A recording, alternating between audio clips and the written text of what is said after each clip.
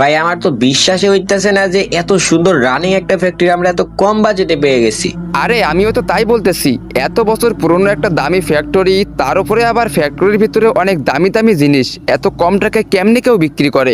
আরে এসব বাদ দাও, উনি অনেক তাড়াহুড়াই ছিল, তাই তো এত কম টাকায় বিক্রি করে দিয়ে বাইরে চলে গেছে। আচ্ছা ফ্যাক্টরিতে কাজ তো শুরু করে দিয়েছি, তোমাদের কি মনে হইতাছে রেসপন্স কি পাবো? রেসপন্স পাবো না মানে?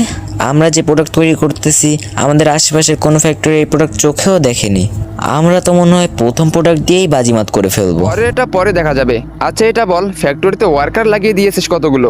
এখন 50টার মতন লাগাইছি, যখন প্রোডাক্ট সেল হবে তখন আরও লাগাবো।